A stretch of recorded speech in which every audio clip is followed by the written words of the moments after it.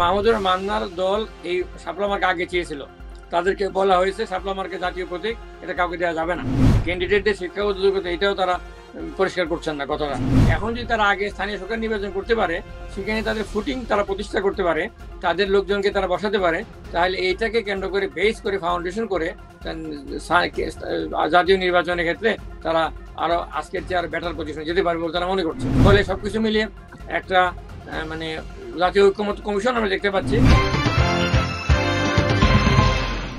এখন নির্বাচন সামনে, এই নতুন রাজনৈতিক দল হিসেবে এনসিপি নিবন্ধন পেয়েছে এবং তাদের রাজনৈতিক দলটির মার্কা হচ্ছে শাপলা। বিতর্ক এসেছে যে জাতীয় ফুল শাপলা এবং জাতীয় যে প্রতীক সেই প্রতীকেও শাপলা ফুল ব্যবহার হয়েছে। এই একটি রাজনৈতিক দলকে শাপলা ফুল দেওয়া জাতীয় প্রতীকের অপব্যবহার কিনা, বা এটি বিভ্রান্তি কিনা, বা তারা কোনো বাড়তি সুবিধা পাবে কিনা, এটি কারণে আপনার মূল্যায়ন? এটা তো আমি বলার দরকার নাই, আমি অলরেডি মিডিয়াতে দেখলাম, আজকে দেখলাম যে মাহমুদুর মান্নার দল থেকে এবং গণ অধিকার পরিষদের পক্ষ থেকে বলা হয়েছে যে মাহমুদুর মান্নার দল এই শাপলা মার্কা আগে চেয়েছিল, তাদেরকে বলা হয়েছে শাপলা মার্কা জাতীয় প্রতীক, এটা কাউকে দেওয়া যাবে না। কিন্তু যখন এনসিপি যখন মার্কা চেয়েছে তখন বলা হয়েছে যে এনসিপি যারা চাইবে সেটাই হবে, এনসিপি কে না দিয়ে পারবে না। কিন্তু এনসিপি কে শাপলা জাতীয় প্রতীক সত্ত্বেও মাহমুদুর মান্নার নাগরিক ঐক্যকে না দিয়েও এটাকে দেওয়া হলো। তারা শেষ মুহূর্তে রেজিস্ট্রেশন পেয়েছে, তারা বলছে তারা 300 আসনের মধ্যে বেশিরভাগ আসন পাস করবে, বিএনপি নাকি 50 থেকে 100টা আসনে পাবে না। তারা তো এগুলো বলছে এবং তাদের কারণে নির্বাচন দেরি করা হচ্ছে বলে বলা হচ্ছে। এগুলো তো মানে আজকে ওপেন সিক্রেট। ফলে এখন যারা দাঁড়িয়েছে সেটা হচ্ছে, যদি অন্যায় করেন শেখ হাসিনার সরকার থাকা অবস্থায় বা অন্যান্য দল করে এবং এনসিপিও ভবিষ্যতে ক্ষমতায় আসতে চায়, কিন্তু আমার কথা হচ্ছে নির্বাচন যদি সুষ্ঠু অবাধ না হয়, নির্বাচন যদি পক্ষপাতিত্বপূর্ণ হয়, তাহলে আপনি কি মনে করেন যে মাহমুদুর রহমান মান্নার রাজনৈতিক দলকে শাপলা দেয়া হয়নি, এটি জাতীয় ফুল, তো তাহলে একই যুক্তিতে এনসিপি কেমন করে পেল? কথা আসছে না।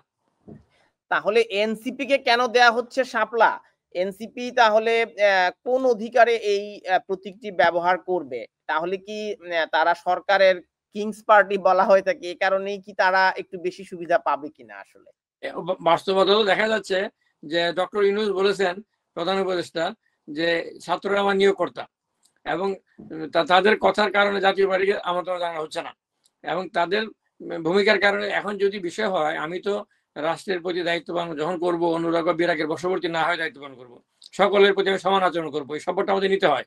এবং আমরা যখন দায়িত্ব পালন করেছি ডক্টর ইউনূসকে বঙ্গভবনে, আমি তখন নোবেল পেয়েছেন, সাথে সাথে তাকে বঙ্গভবনে ডেকে নিয়ে রাষ্ট্রীয়ভাবে সংবর্ধনা দিয়েছিলাম। এটা আমাদের দায়িত্ব, তিনি রাষ্ট্রের জন্য সম্মান বয়ে নিয়ে এসেছেন। কিন্তু দায়িত্ব পালন করার সময় সে কে কোন পার্টি, আমরা যখন সংলাপ করেছিলাম সেখানে বিএনপি, আওয়ামী লীগ, জাতীয় পার্টি, জামাত, 4টা দলের সঙ্গে সংলাপ করেছি, প্রধান দল। তো এখন দেখা যাচ্ছে যে একদলকে দাওয়াত দেওয়া হচ্ছে, আরেক দলকে দেওয়া হচ্ছে না এবং কথা পরিবর্তন করে দেওয়া হচ্ছে, নির্বাচনের সময় সীমা মানা হচ্ছে না। তারপরে এই সরকারের হাতে অনেক সুযোগ ছিল, 111 সরকার অবৈধভাবে ক্ষমতা আসলেও সুযোগ হারিয়েছে, এই সরকারও দেখা যাচ্ছে সুযোগ হারাচ্ছে। সব দলমতের ঊর্ধ্বে উঠে যেগুলো দরকার, যেমন একটা কথা আলোচনা হচ্ছে শিক্ষাগত যোগ্যতা, ক্যান্ডিডেটদের শিক্ষাগত যোগ্যতা, এটাও তারা পরিষ্কার করছেন না কথাটা।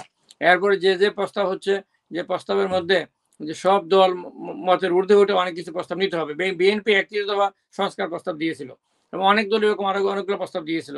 এখন অনেকে অনেক প্রস্তাব থেকে সরে আসছে, যে প্রস্তাবগুলো তারা লিখিতভাবে জাতির সামনে উপস্থাপন করে রেখেছে অলরেডি, সেই প্রস্তাবগুলোর জন্য সংলাপে কেন বসা হচ্ছে? সেই প্রস্তাবের জন্য 10 মাস সময় কেন নষ্ট করা হলো?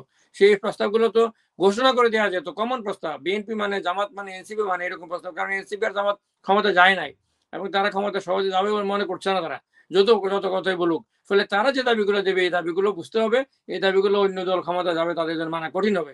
ফলে তারা মেনে নিয়েছে। ওই অন্য দল বিএনপিও অনেকগুলো প্রস্তাব ক্ষমতা যখন ছিল না তখন প্রস্তাবগুলো দিয়েছে, তখন ওই প্রস্তাবটা ভালো ছিল, 31 দফার মধ্যে এগুলো আছে। তো আজকে বেশ কিছুতে পরিবর্তন দেখা যাচ্ছে। ফলে যেমন প্রধানমন্ত্রী 2 মেয়াদে হয়ে থাকতে পারবেন, বিএনপির প্রস্তাব ক্লিয়ারলি এটা ছিল। তো এইটা তো এরকম প্রস্তাব ছিল, প্রেসিডেন্টের ক্ষমতা বাড়াতে হবে, এইগুলো সবই ছিল। এইগুলো যেগুলা বিএনপি এগ্রি করেছে, জামাত আর এনসিপি এগ্রি করেই, এবং আওয়ামী লীগ তো এখন এগ্রি করে যেহেতু ক্ষমতা নেই। এবং এই কারণে এইগুলো তো এই যে কমিশন আছে, জাতীয় ঐক্যমত্য কমিশন, এগুলো নিয়ে আলোচনা করে সময়টা কেন নষ্ট করলো? এগুলো এখন আলোচনা করে ওইগুলো থেকে তারা ব্যাক থেকে যাচ্ছে, তারা তো ব্যাকওয়ার্ড লুকিং কাজ করছে। ফলে এবং এই যে আজকে 10 মাস পার হয়ে গেল, সরকার এখনো কোনো সংস্কার করতে পারলো না, এখনো ভার্চুয়ালি কোনো বিচার করতে পারলো না।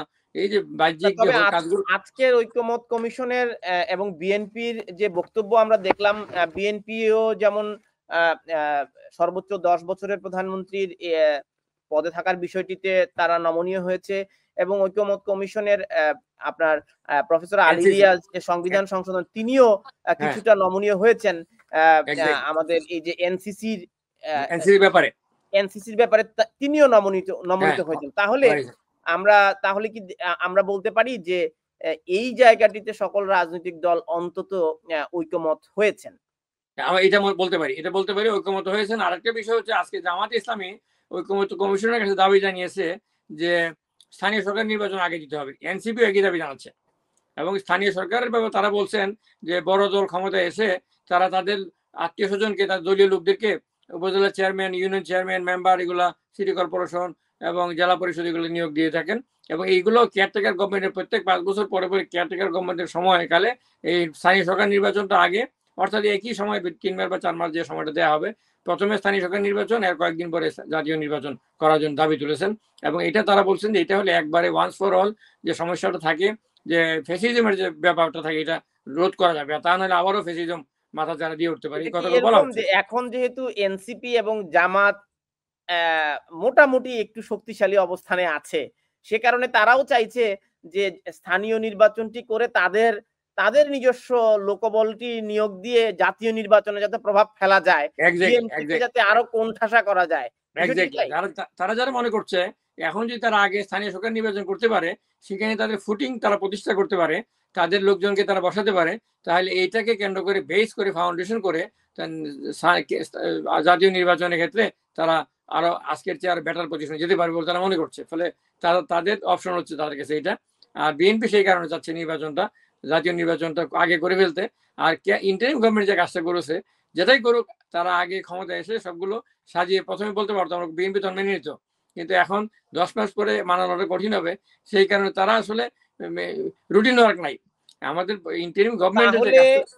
যেই সংকটের কারণে এই সংস্কার কমিশন, যেই সংকটের কারণে 10 বছরের মেয়াদে একমত হওয়া, তো একই সংকট তো তাহলে এনসিপি এবং জামায়াত তৈরি করছে এই আপনার স্থানীয় নির্বাচনকে কেন্দ্র করে। তো তখন সেখানে তারা আধিপত্য বিস্তার করে আবার বিএনপি কে কোণঠাসা করতে চাইছে। তারা চাইছে, আমরা দেখেছি যে এনসিপির একজন নেতা বলেছেন, পাটোয়ারি বলেছেন, বিএনপি 50টা সিটও পাবে না। তো এখন তার মানে কি তারা আসলে তাদের কর্তৃত্ব প্রতিষ্ঠা করবার জন্যই এই সংস্কারগুলো করছেন? এটাই তো মনে হচ্ছে, এটাই মনে হচ্ছে। আর বিষয়টা হচ্ছে যেটা দাঁড়াচ্ছে সেটা হলো সমস্যার সমাধান হবে বলে মনে হচ্ছে না। মানে এরপরেও আরো একটা এরকম পরিবর্তনের আশঙ্কা রেখে দেওয়া হচ্ছে এই কারণে যে হিস্ট্রি রিপিটস ইটসেলফ। আমাদের হিস্ট্রিটা হচ্ছে যে আমরা এরকমই দেখতে থাকবো। আমরা 1971 সালে মহান স্বাধীনতা যুদ্ধের মধ্য দিয়ে একটি স্বাধীন সার্বভৌম বাংলাদেশ প্রতিষ্ঠা করার পরে আমাদের দেশে যে ঘটনা ঘটেছে, 90 আবার আন্দোলন করে গণতন্ত্রকে ফিরিয়ে আনতে হয়েছিল সংসদীয় পদ্ধতি, প্রেসিডেন্সিয়াল পদ্ধতির কাছ থেকে।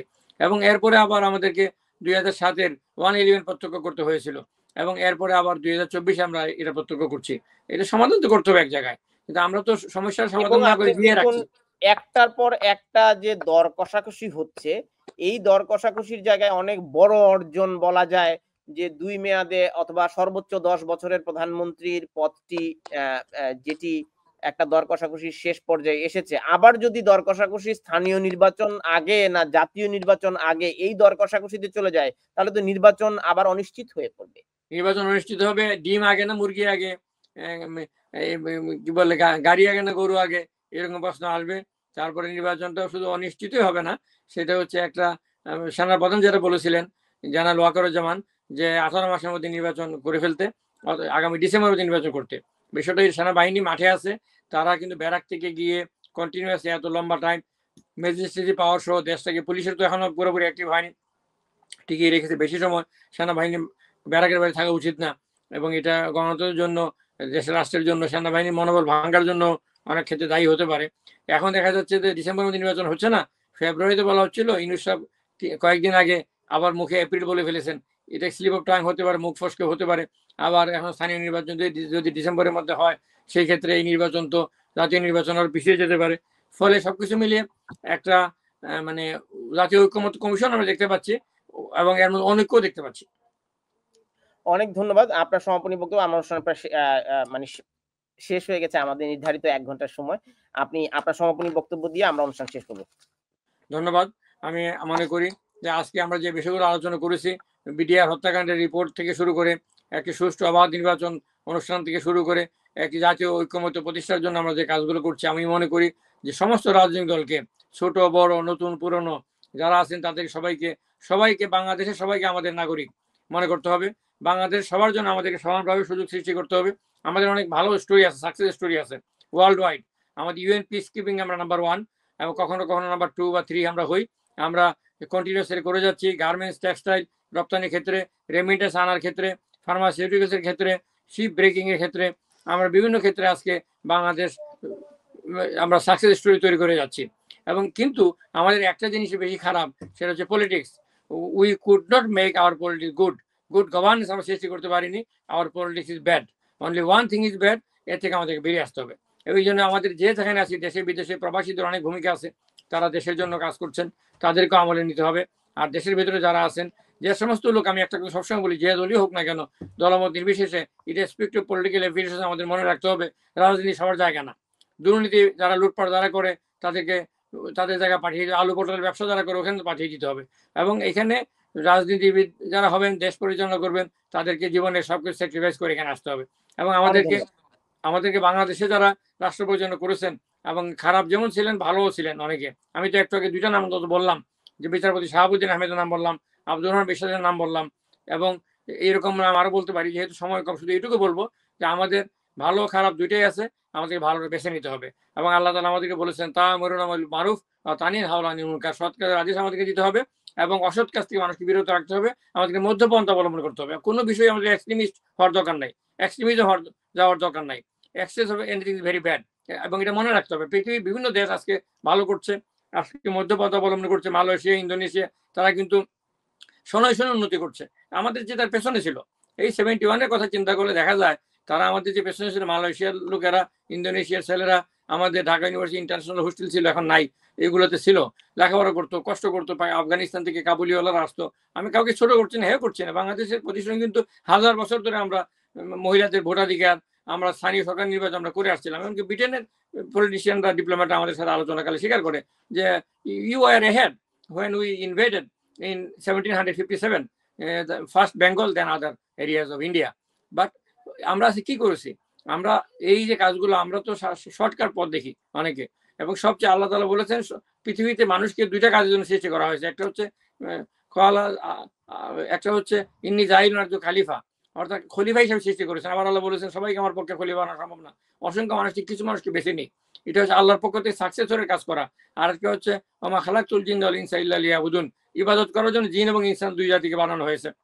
তা আমরা কাজগুলো সঠিকভাবে করি। আমি তো আগেই বলেছি, আমি বৌদ্ধ পন্থা অবলম্বন করি। আমাকে দেখলে তো মনে হবে সুটেড বুটেড, কিন্তু আমি আমার যে মানুষের প্রতি আচরণ, আল্লাহ তাআলা যেটা বলেছে সেটা মানার চেষ্টা করি। আমি আল্লাহর কথাগুলো পালনের চেষ্টা করি। এখন কথা হচ্ছে একটা থিওরি অ্যান্ড প্র্যাকটিস। অনেকে খালি থিওরি করে, অনেকে প্র্যাকটিস করে। Combination of theory and practice হতে হবে। আমাদের মানুষরা কিন্তু ভালো, বাংলাদেশের মানুষরা কিন্তু ওভারঅল ভালো, কিন্তু এই মানুষগুলোকে ভালো পথ দেখানোর জন্য রাজনৈতিক নেতৃবৃন্দ দরকার। এবং আজকে আওয়ামী লীগ, বিএনপি, জাতীয় পার্টি, যারা ক্ষমতা ছিল, স্বৈরাচার, গণতন্ত্র, ফেসিবাদ, সবাই কিন্তু ভালো খারাপ দুইটাই করেছে। অনেকে এই কথাগুলো ভালো লাগবে না, স্বৈরাচার, গণতান্ত্রিক, সবার কথাই বলছি। প্রত্যেকেরই বাংলাদেশের উন্নয়নের জন্য ভূমিকা আছে। জেনারেল মইনু আহমেদ 2007 সালে বলেছিলেন, আমরা অনুষ্ঠান শেষ করব। আমি একটা অনেক ধন্যবাদ। নিশ্চয়ই